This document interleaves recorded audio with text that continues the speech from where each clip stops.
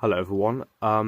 Given the recent success of my moped videos, Gandhi the moped, here he is in his full glory. Today I'm going to show you how to change a spark plug on a Honda SH50 moped. Some SH50 variants in the series from 1984 to 1996 may be different.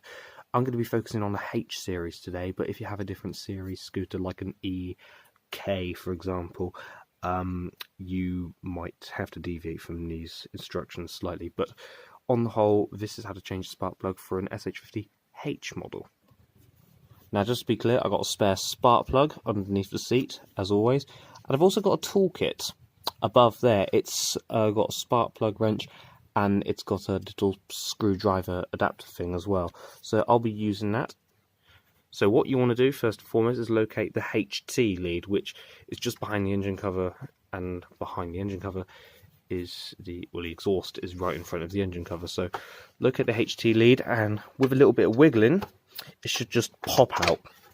Now the spark plug is going to be visible, and you're going to take your wrench, and it fits in like so.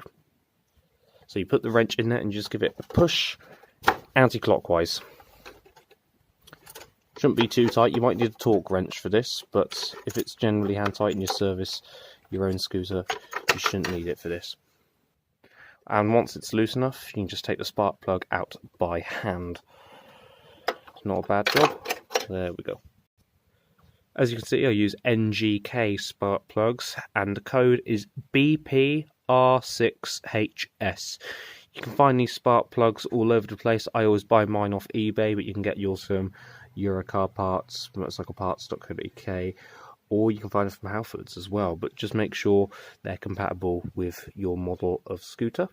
So I get a new spark plug, and I'll pop it in the engine block, give it a few hand turns clockwise, and once I'm not able to hand tighten it anymore, I'll give it a crank towards me until it's too tight enough. You don't want to make it too tight because I hurt my hand last time and it will be too hard to come off. So when you do take a spark plug off, it's going to be difficult. So leave it as much as you can do it. Then just put the HT lead back on. Should take a bit of wiggling, but wiggle it on and it should be okay. Fold it in around all sides. There's a rubber seal. You want to make sure that's folded in. And if all's gone well, just start the engine. There we go. Success. Engine starts. No problems. Now the top speed of these scooters is limited to 30 miles an hour, as you can see there, and you'll see at the top of the speedo as well that 30 miles an hour is the general speed. But if you go at the max speed and you figure out you're travelling back to about 25 miles an hour or 20, and you feel like you're being pulled back in a way, that is generally the sign that the spark plug needs replacing.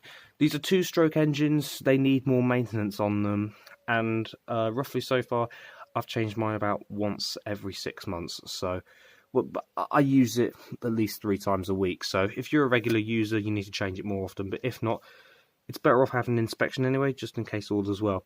If you find that the spark plug isn't the issue, it might actually be the lead itself, or it might be some serious compression problems inside of your engine. These are really reliable engines, so I'd imagine it'd all go right if you follow your servicing manual, if you use the correct oil, if you use the right petrol as well. For instance, in these engines you don't need to mix the oil and petrol together. If you service it regularly, you should be fine.